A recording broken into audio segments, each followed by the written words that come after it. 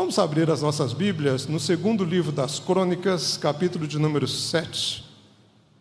Segundo livro das Crônicas, capítulo de número 7. Nós vamos ler o versículo de número 11 e o versículo de número 12.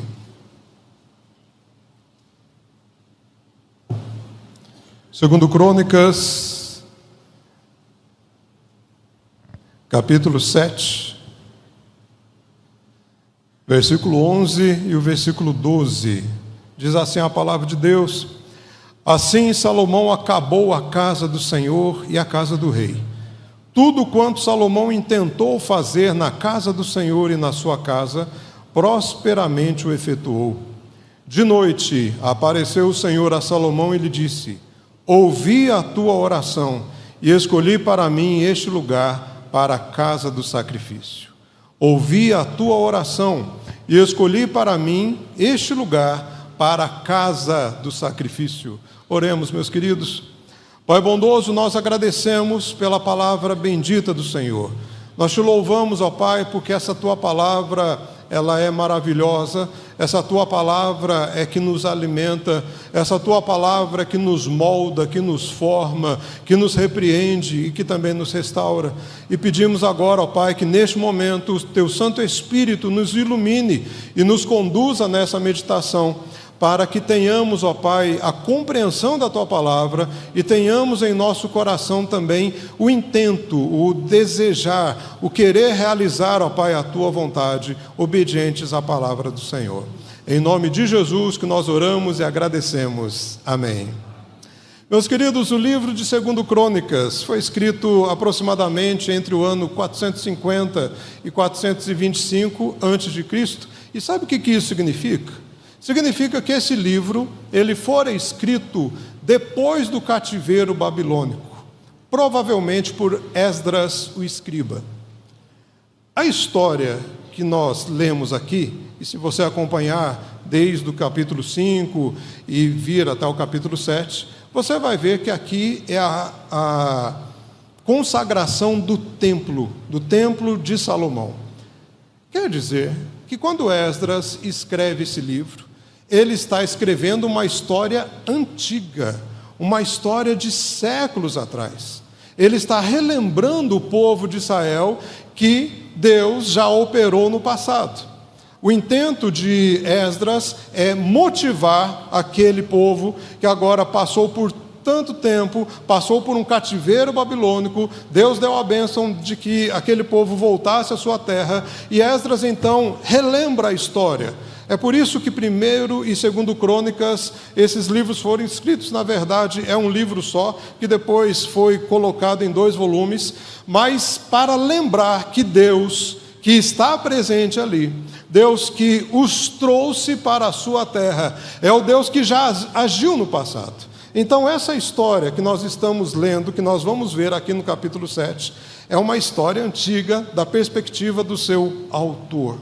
E é interessante que, se você olhar no capítulo 5, você vai ver que é terminada a obra da consagração do templo, os utensílios do templo foram colocados ali. No capítulo 6 tem a oração de Salomão, a oração mais longa da Bíblia registrada, uma oração belíssima, uma oração onde o rei Salomão pede para que o Senhor ouça as orações que se fizerem naquele lugar. Uma oração que o rei pede o favor de Deus. Uma oração onde ele quer que Deus esteja atento às ações que se realizarem naquele templo. Eu creio que, da mesma maneira, quando esse templo aqui hoje é consagrado, e como qualquer outro templo é consagrado ao Senhor, nosso desejo é que aquele movimento do povo de Deus que está naquela igreja, como hoje o povo de Deus está aqui, que Deus ouça, que Deus receba os nossos louvores, as nossas ações de graças, que Deus receba a nossa adoração. Afinal de contas, se não tiver essa comunicação com Deus, se não tiver essa ação nossa e o desejo de Deus receber, não teria sentido estarmos aqui nessa noite fazendo uma consagração, então, do templo. Mas, meus queridos, quando é terminada a obra, E se você olhar o capítulo 7, esse término da obra, ele termina aí no versículo de número 7, o versículo 8, versículo 9. Na verdade é o versículo 9. O versículo 11 e o versículo 12 é um acontecimento posterior, provavelmente 13 anos depois da consagração do templo. Muitos comentaristas dizem que possivelmente essa resposta de Deus veio 13 anos depois. Se você ler 1 Reis, fica mais claro isso que eu estou falando para você. Quer dizer que houve um momento de consagração do templo. Houve o pedido do rei Salomão, intercedendo pelo povo. 13 anos depois, possivelmente, Deus vem com a resposta e diz no versículo 12: ouvi a tua oração e escolhi para mim este lugar de sacrifício, este lugar para a casa do sacrifício. Deus é o Deus que ouviu a oração daquele tempo, é o Deus que responde a oração, porque Ele não esqueceu o clamor do seu povo, não esqueceu a oração do rei. Meus queridos, isso nos mostra uma coisa muito importante, e é nesse viés que eu gostaria de refletir aqui com a igreja. Deus escolheu aquela casa, Deus escolheu aquele lugar. Esse templo hoje é um templo que está aqui porque pedreiros trabalharam, porque voluntários trabalharam, porque ideias foram colocadas em projetos, os projetos foram executados. Mas tudo isso aconteceu porque Deus escolheu este lugar, porque Deus assim quis. Porque Deus é quem colocou no coração de todas as pessoas envolvidas, direta ou indiretamente nessa obra, para que hoje nós estivéssemos aqui. Se hoje eu e você estamos aqui, é porque Deus agendou lá dentro da sua agenda, no seu propósito. Nada ocorre se Deus não permitir. E tudo ocorre porque Deus assim ordenou. Então, se estamos aqui, pode ter certeza, é porque Deus, além de ter escolhido este lugar, este momento, também te escolheu para estar aqui, ou te trouxe até aqui. Eu gostaria, meus queridos, de meditar sobre o lugar que Deus escolheu. E o que acontece nesse lugar onde Deus exerce a sua escolha. Em primeiro lugar, o lugar que Deus escolheu proporciona alegria por meio da adoração. O lugar onde Deus escolheu e onde Deus age proporciona alegria em meio da adoração, ou por meio da adoração. Por favor, vejam o versículo de número 1 em diante. Tendo Salomão acabado de orar, desceu fogo do céu e consumiu o holocausto e os sacrifícios, e a glória do Senhor encheu a casa. Os sacerdotes não podiam entrar na casa do Senhor, porque a glória do Senhor tinha enchido a casa do Senhor. Todos os filhos de Israel, vendo descer o fogo e a glória do Senhor sobre a casa, se encurvaram com o rosto em terra sobre o pavimento e o adoraram. E louvaram o Senhor, porque é bom, porque a sua misericórdia dura para sempre. Então o rei e todo o povo ofereceram sacrifícios diante do Senhor. Ofereceu o rei Salomão em sacrifício 22.000 bois e 120.000 ovelhas. Assim o rei e todo o povo consagraram a casa de Deus. Os sacerdotes estavam nos seus devidos lugares, como também os levitas com os instrumentos músicos do Senhor, que o rei Davi tinha feito para dele se utilizar nas ações de graças ao Senhor, porque a sua misericórdia dura para sempre. Os sacerdotes que tocavam as trombetas estavam de frente deles, e todo Israel se mantinha em pé. Salomão consagrou também o meio do átrio que estava diante da casa do Senhor, porquanto ali prepararam os holocaustos e a gordura dos sacrifícios pacíficos, porque no altar de bronze que Salomão fizera não podiam caber os holocaustos, as ofertas de manjares e a gordura dos sacrifícios pacíficos. Assim celebrou Salomão a festa por 7 dias, e todo Israel com ele, uma grande congregação, desde a entrada de Amate até o rio do Egito. Ao 8º dia começaram a celebrar a festa dos tabernáculos, porque por 7 dias já haviam celebrado a consagração do altar. A festa durava 7 dias. No 23º dia do 7º mês, o rei despediu o povo para suas tendas, e todos se foram alegres e de coração contente por causa do bem que o Senhor fizera a Davi, a Salomão e a Israel, seu povo.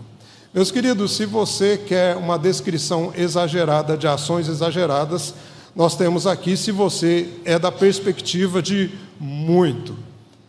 O que o povo queria fazer aqui era mostrar que eles estavam felizes com o seu Deus, que eles tinham um templo para adorar a Deus. Você pode perceber que o número de animais para serem sacrificados eram de 22 mil bois e 120 mil ovelhas. Haja vista tantos animais e tantos sacrifícios que o altar de bronze, onde se fazia o sacrifício, não foi possível. Então eles consagraram todo o pátio, toda a área externa do templo para que assim fizesse. O que eles queriam fazer aqui não era mostrar que eles davam conta de um número exagerado, mas eles queriam mostrar que eles estavam realmente alegres com o seu Deus. E o que a gente percebe aqui é um movimento de adoração, lembrando que o culto do Antigo Testamento exigia sacrifícios, tinha que ser assim para que para que houvesse culto.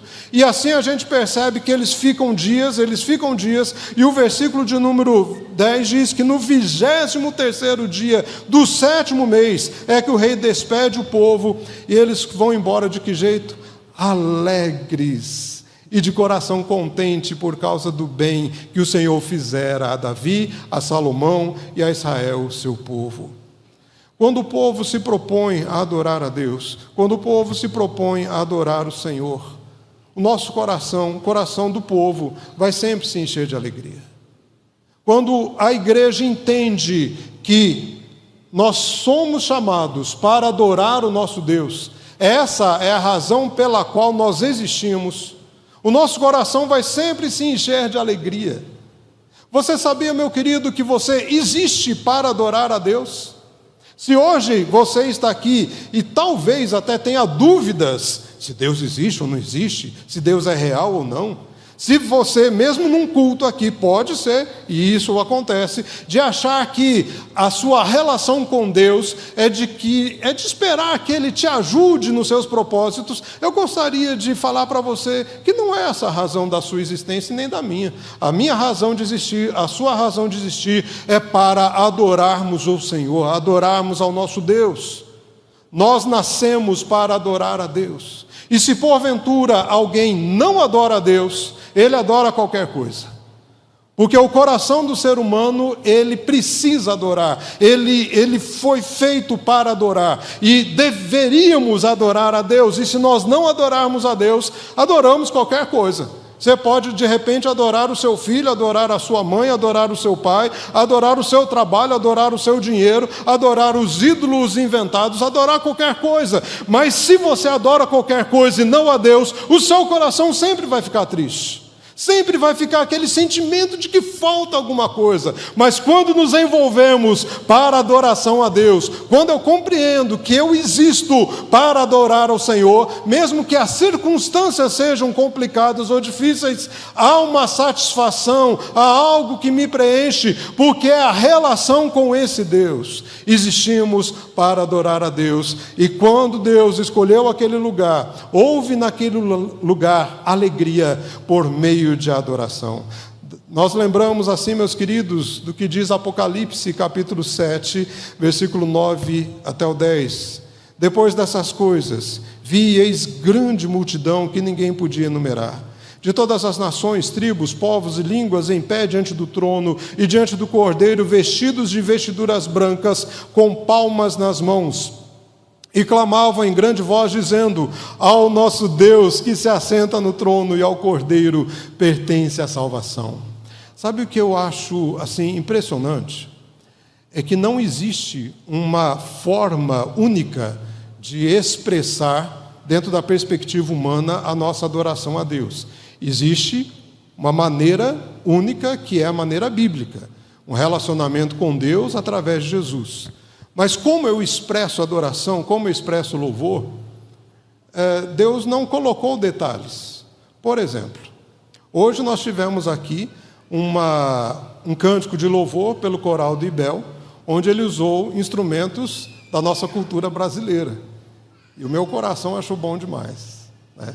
E eu creio que talvez alguém aqui até se sentiu assim, querendo movimentar-se um pouquinho mais do que normalmente presbiterianos se movem. Faz parte da nossa cultura. E Deus gostou disso? Evidentemente. Se você vai para a África, você vai encontrar irmãos e irmãs ali que expressam adoração e louvor a Deus à sua maneira, com os seus traços culturais. E Deus gosta, evidentemente. Em 1910, no Concílio de Edimburgo, um concílio das igrejas, alguém narrou que o que ele viu ali foi uma coisa muito impressionante. Ele disse que nessa primeira conferência missionária mundial, delegados de de dezenas de nações, apresentaram o Evangelho como se enraizado em suas culturas. Então, o que eles narravam, cristãos da Índia, mostrando como que eles adoravam a Deus, e às vezes era assentado no chão. Outros cristãos da África com os seus instrumentos, outros cristãos europeus com a sua forma diferente, com o seu canto, com as suas múltiplas vozes. E ali, então, alguns narraram que no Concílio de Edimburgo eles puderam ver uma pequena amostra do que João viu em Apocalipse. Povos de todas as línguas, culturas, tribos, nações, adorando nosso Deus. Meu querido, se você está aqui hoje, se nós estamos aqui hoje, nós estamos, é porque Deus nos trouxe para a adoração a Ele, para que esse meio de adoração proporcione para nós alegria. Isso quer dizer que mesmo que a gente tenha momentos tristes, e talvez até você hoje pode estar com alguma situação que te entristeça, você não precisa esperar que todas as coisas fiquem boas para adorar o Senhor, porque Ele te convida a olhar para Ele, a adorá-lo, a tê-lo como seu Deus, a que você o sirva, envolva-se em adoração, e você vai ver que essa alegria que você tanto espera não virá porque as situações se resolverão, mas virá porque Deus é presente em sua vida, porque Deus será presente em sua vida. O lugar que Deus escolheu proporciona alegria por meio da adoração. Mas, meus queridos, o lugar que Deus escolheu também permite provas para que vejamos a sua santidade. Permite provas para que vejamos a sua santidade. Se os versículos 1 até o versículo 10, podemos compreender que é um bloco, é um movimento. Os versículos, ou a partir dos versículos de número 11 até o versículo de número 22, é um outro movimento, que é quando Deus fala. Podemos compreender que a primeira parte é o povo expressando, é o povo falando. Vem da continuidade da oração de Salomão no capítulo 6. Essa é a ação do povo. Mas a partir do versículo de número 12, principalmente, é Deus falando. É Deus respondendo. E como que Deus responde? Como eu disse, provavelmente alguns anos depois, não falou a todo o povo, mas falou somente com Salomão, sendo ele rei responsável por aquele povo de Deus. E essa parte do versículo 12 até o versículo 22, eu gostaria que você olhasse primeiro a última fala de Deus, que é do versículo de número 19 até o versículo 22, que diz assim: porém, se vós vos desviardes e deixardes os meus estatutos e os meus mandamentos que vos prescrevi, e fordes e servirdes a outros deuses e os adorardes, então vos arrancarei da minha terra que vos dei, e esta casa que santifiquei ao meu nome, lançarei longe da minha presença, e a tornarei em provérbio e motejo entre todos os povos. Desta casa agora tão exaltada, todo aquele que por ela passar pasmará e dirá: por que procedeu o Senhor assim para com esta terra e esta casa? Responder-se-lhe-á: porque deixaram o Senhor, o Deus de seus pais, que os tirou da terra do Egito, e se apegaram a outros deuses, e os adoraram, e os serviram. Por isso trouxe sobre eles todo este mal. Essa conversa é somente entre Deus e Salomão. E a fala de Deus aqui é uma fala que reflete a aliança que Deus faz com o seu povo. O que Deus está revelando a Salomão? Ele está falando sobre fidelidade, E se tem fidelidade, tem as bênçãos. Mas ele também, nessa parte aqui, ele está falando sobre infidelidade. E se tem infidelidade, tem as maldições decorrentes, tem perdas. A ausência de abundância ou de paz, podemos compreender que são as provas. E aí eu gostaria de gostaria de ter a sua atenção para que a gente compreenda essa questão de uma maneira clara e saudável. Normalmente, a gente aprende assim. Estou falando porque eu aprendi assim. Olha, você tem que fazer tudo certinho, faz tudo certinho, que Deus vai te abençoar. Se você fizer tudo direitinho, tudo que você quiser, vai dar certo. Se você fizer uma coisa errada, Deus, vai acabar com você. Aí a gente cresce. E a gente peleja para fazer tudo certinho. E tudo dá certo? Dá? Não dá. Aí, sabe o que a gente pensa? A gente pensa assim, então se não está dando certo é porque eu tenho alguma coisa errada, tenho algum pecado. Pequei, por isso que eu adoeci. Pequei, por isso que a crise chegou na minha casa. Meu querido, não é essa a relação de Deus conosco quando as provas existem. Esqueça isso. Isso é evangelho infundado. Isso é evangelho raso. Você pode pelejar para fazer as coisas muito bem. E mesmo assim, as coisas podem dar errado. Quero um exemplo, o servo de Deus chamado Jó. Deus elogiou Jó e para o diabo ainda. Você viu o meu servo? E se você olhar da perspectiva de circunstâncias, uma boa parte da vida dele foi horrível, foi terrível. Coisa que nós não desejamos para ninguém. Mas Deus deu as provas. Agora, há situações que Deus nos dá as provas, até mesmo por nossa infidelidade, não porque Deus é um Deus pragmático, sem amor, que vai nos bater porque fizemos errado. Não, as provas elas podem vir até por ações erradas que eu cometa, porque Ele quer me consertar, Ele quer me refazer, Ele quer me mostrar que eu preciso das provas, não simplesmente para ser disciplinado ou como um teste, para que eu pudesse ser aprovado, mas para que eu dependa dEle. As provas, as dificuldades, as necessidades, elas existem para que eu veja o quanto eu preciso do Senhor.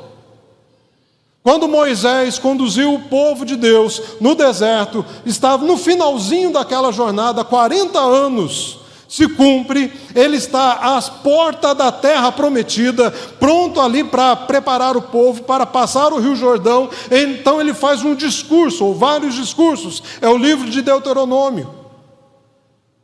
E um dos discursos, Moisés fala assim: olha, Deus trouxe vocês até aqui. Deus não deixou que as sandálias se desgastassem. Deus não deixou que as suas roupas se acabassem. Deus conservou vocês. Deus guardou vocês. Deus protegeu. Deus sustentou. Deus deu pão. Deus deu água. Mas o dia que Deus não deu pão, é para que vocês aprendessem que não é só de pão que vive o homem, mas de toda a palavra que procede da boca de Deus, disso vive o homem.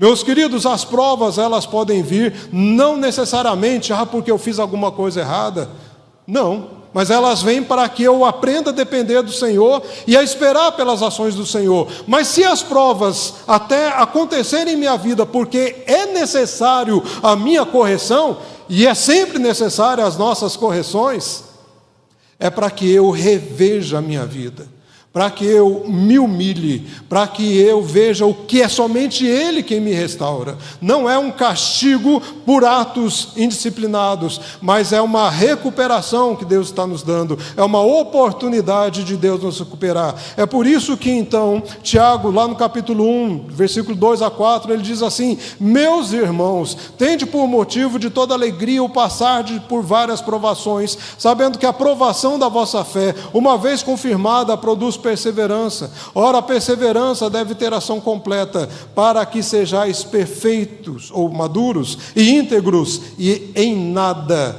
deficientes. Por isso, então, importa aprendermos que a santidade de Deus é que tem que ficar evidente. E é isso que Deus está falando aqui para esse povo. Ele diz assim: se vocês me deixarem, eu vou ter que ensiná-los. Se vocês me deixarem, eu preciso trabalhar com vocês. Essa casa exaltada vai ser transformada em provérbio, motejo, é isso que Deus falou. E sabe o que faz doer o nosso coração, ou pode fazer doer? É que Esdras, possivelmente, está escrevendo isso, sabendo que isso aconteceu. Aquela casa exaltada, maravilhosa, templo maravilhoso. Passaram-se os anos, reis que não eram fiéis ao Senhor, sacerdotes que deixaram de servir ao Senhor, o povo que se esqueceu de Deus, foram atrás de outros ídolos, e aquela casa acabou com a invasão de Nabucodonosor. O que precisa ser evidenciado é a santidade do Senhor. A gente não vem para o culto para mostrar o quanto a gente é bom em fazer o culto, o quanto a gente é assim, perfeito em todas as partes. A gente tem que ser bom, tem que ser um culto aceitável, tem que ser um culto agradável.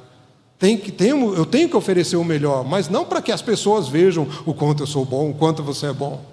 O que tem que ser evidenciado nas nossas ações e no nosso esforço é a santidade de Deus. Eu devo fazer o melhor para Deus porque Deus é santo. Porque Deus não se compara a mim, não se compara a nada, não se compara a nenhuma autoridade, a nenhum poder, porque Ele é incomparável. É por isso que nós o adoramos, exaltamos, e se é necessário que Ele me dê as provas, independente se é necessário correção ou não, que seja e que eu agradeça, porque a santidade dEle é que deve ser vista. E que não seja eu um instrumento de manchar, de fazer com que o nome do Senhor seja desonrado, mas que sejamos nós um instrumento de glória e de honra ao Senhor. Aquele lugar, meus queridos, foi escolhido por Deus, para que por meio da adoração tivesse alegria, mas também que a santidade do Senhor ficasse evidente, e por isso Ele permitia provas. E por último, o lugar que Deus escolheu também promove transformação por meio do relacionamento íntimo. O versículo de número 13 a 18 nos diz: se eu cerrar os céus, de modo que não haja chuva, ou se ordenar aos gafanhotos que consumam a terra, ou se enviar a peste entre meu povo, se o meu povo, que se chama pelo meu nome, se humilhar, e orar, e me buscar, e se converter dos seus maus caminhos, então eu ouvirei dos céus, perdoarei seus pecados e sararei a sua terra. Estarão abertos os meus olhos e atentos os meus ouvidos à oração que se fizer neste lugar, porque escolhi e santifiquei esta casa, para que nela esteja o meu nome perpetuamente, nela estarão fixos os meus olhos e o meu coração todos os dias. Esses versículos revelam a resposta de Deus à oração de Salomão. Salomão tinha pedido isso. Salomão, lá no capítulo 6, tinha pedido: se os céus ficarem fechados, se os céus não mandarem suas chuvas, se não tiver alimento, escuta a nossa oração quando o povo realizar a oração e responde-nos. Aí Deus diz, a resposta de Deus, essas palavras aqui, são as respostas como Salomão pediu. Mas você perceba que o fundamento para isso é a ação soberana de Deus no versículo 16, que diz: porque eu escolhi e santifiquei esta casa. Ou seja, é porque eu assim quis. John Piper, ele diz uma coisa interessante a respeito da oração. Ele fala que Deus decretou todas as coisas. Então as coisas vão acontecer porque Deus decretou. Mas dentre as coisas que Deus decretou, Ele separou algumas para que aconteça quando a igreja orar. Ou seja, Deus decretou o que vai ser realizado, mas Deus decretou também que a igreja vai ter que orar, que a igreja precisa orar. Aí ele usa uma ilustração que os decretos de Deus são como os pregos e a oração como os martelos. Quando a igreja orar, Deus fala, é isso mesmo, porque eu assim quis, porque eu assim escolhi. Isso nos faz lembrar, então, meus queridos, que a oração é fundamental na nossa relação íntima com Deus. Você acompanhou a leitura, você viu aqui que Deus disse, se eu cerrar os céus, veja que as provas vêm do próprio Deus, de modo que não haja chuva, se eu ordenar aos gafanhotos, se eu enviar a peste, se o meu povo, que se chama pelo meu nome, se humilhar e orar e me buscar e se converter. As palavras são consoantes ao pedido que Salomão fez, mas revelam as ações bondosas e poderosas de Deus, transformando uma eventual situação ou um contexto desfavorável em uma realidade positiva. Sabe quando a gente pergunta assim, Deus, mas por que está acontecendo isso comigo? Senhor, mas por que o Senhor permitiu que isso acontecesse? Senhor, não entendo por que eu tenho essa enfermidade, por que eu tenho crise na minha família. Deus permite essas situações, meus queridos, para que a gente clame a Ele. Não é que Ele está nos testando, vou ver se aquele lá passa no meu teste. Não, para que Deus vai fazer isso? Se Deus já decretou todas as coisas, para que vai fazer teste daquilo que Ele já sabe? Mas eu preciso me envolver com esse Deus. Você precisa, nós precisamos. E as ações que aparecem aqui são ações que o povo, que se chama pelo nome de Deus, porque pertence a Deus, precisam atentar. Oração. Se o meu povo orar, isso significa suplicar, expressão de atitude em humilhação. Oração é se humilhar perante Deus, é reconhecer que Ele é grande e que nós somos pequenos, que Ele sabe o que faz e nós não, que Ele tem o poder e nós não temos. Se o meu povo, que se chama pelo meu nome, orar a mim, mas além disso também, vem buscar a Deus, se humilhar e converter dos seus maus caminhos, buscar é desejar ardentemente, intensamente, é ter Deus como prioridade, humilhar é nos quebrantar. Nós não somos ninguém, mas Deus é. E não sendo ninguém, Deus faz através de nós e apesar de nós.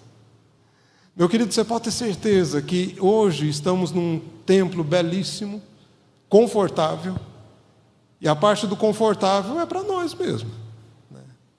A parte do banco confortável, de tudo confortável, é para a gente.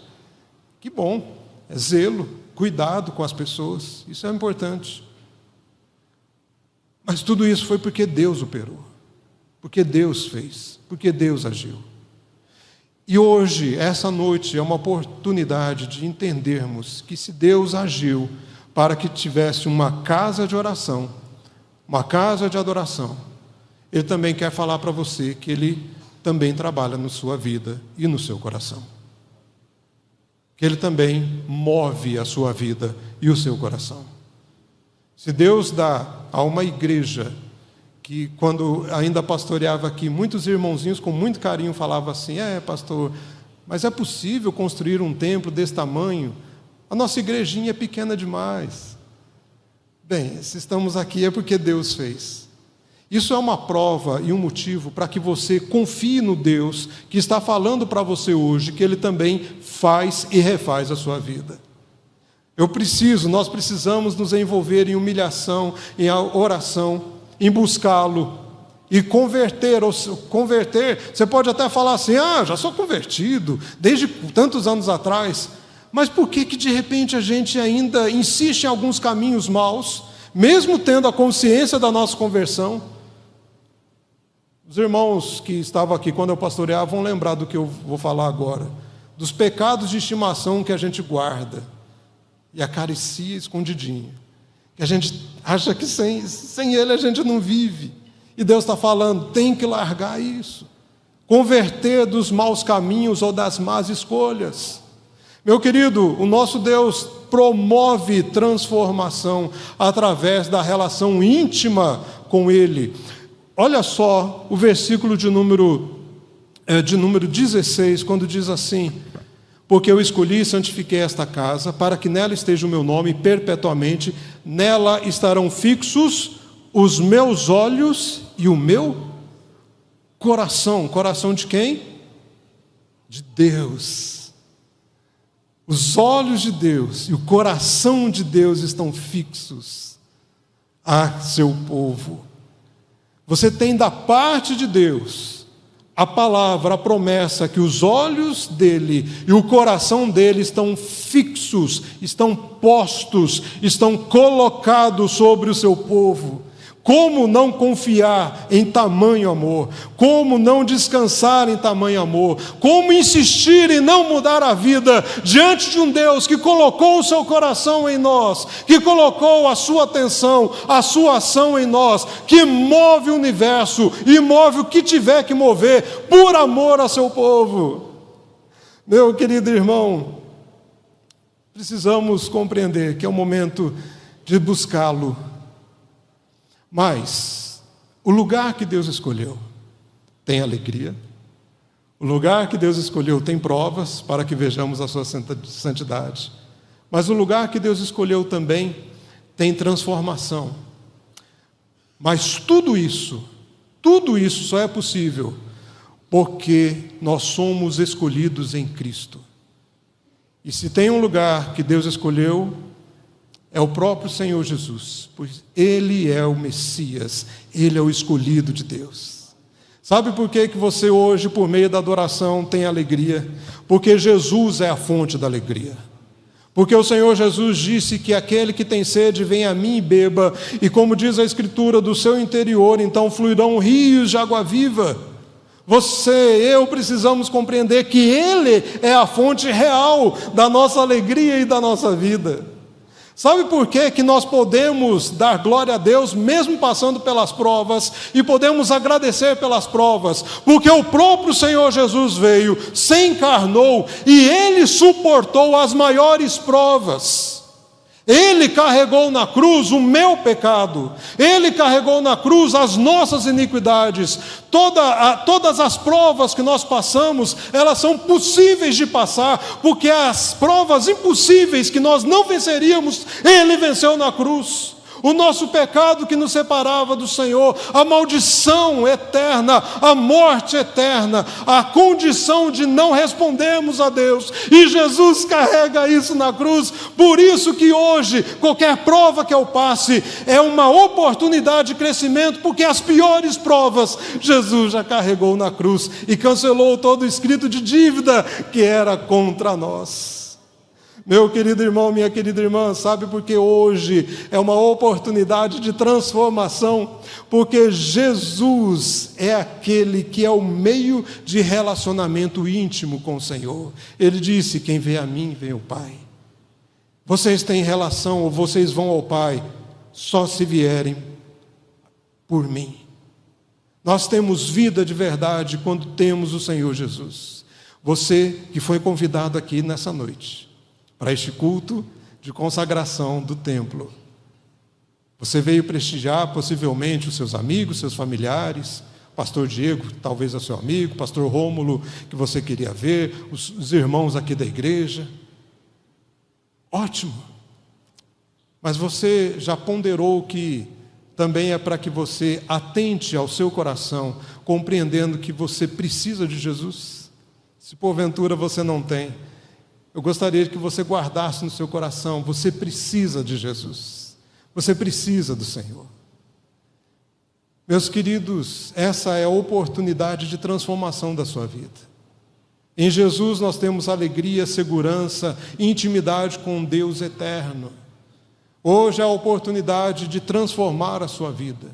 Se porventura você pertence a essa igreja ou outra igreja e está aqui nessa noite ou acompanha pela transmissão, e pensa assim: muito bom, muito bonito, mas eu não compreendo como que a minha vida pode ser melhor sendo religioso. Sendo religioso, a sua vida não melhora, mas entregando a Jesus, a sua vida se transforma.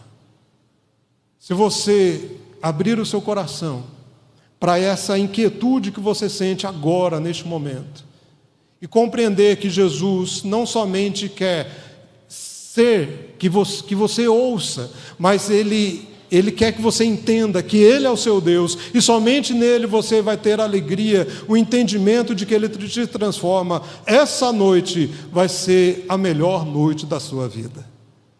E a partir de hoje você terá a vida que você ainda não tem, mas que muitos já têm. Meus queridos irmãos, que hoje seja uma oportunidade de consagração do templo, mas que hoje também seja uma oportunidade de consagração de vidas. Que você, meu querido, consagre a sua vida ao Senhor, se porventura não é do Senhor. E você que é de Jesus, continue consagrando a sua vida ao Senhor. Meus queridos irmãos aqui da Igreja Presbiteriana Betel, continue crendo no Senhor. Continue compreendendo que as promessas do Senhor, elas se realizam pelo Senhor. Continue sempre procurando e intercedendo para as pessoas. Venham a esse templo. Não ficarem admiradas pela beleza do templo, mas que fiquem mais admiradas pelo Senhor Jesus, que é o belo, que é o santo, que é maravilhoso. Que nesse púlpito seja sempre pregado a palavra do Senhor com fidelidade. Que o reverendo Diego sempre continue pregando como pregou o reverendo Rômulo e tantos outros pastores que passaram por aqui. Que neste ambiente seja movida a orações para que essa cidade seja transformada. Porque a palavra aqui nos diz que se o meu povo, que se chama pelo meu nome, se humilhar, orar e me buscar, eu sararei essa terra. Meus queridos irmãos aqui da Igreja Presbiteriana, irmãos das outras igrejas, orem ao Senhor, não somente para que Deus movimente a sua igreja, mas para que Deus sare os feridos que tem nessa terra, nessa cidade, nessa região. Há muitos que estão feridos, há muitos que estão cansados. O templo é grande, mas eu digo para você, ele pode ser pequeno, ele pode ser minúsculo, se nós orarmos e pedirmos por aqueles que ainda não são salvos. Que Deus abençoe ricamente a sua vida, meu irmão. Que Deus abençoe. Parabéns à igreja, mas continue sempre fiéis ao Senhor, consagrando o templo, consagrando as suas vidas e dando oportunidade para que vidas não transformadas consagrem-se também a Deus. Amém.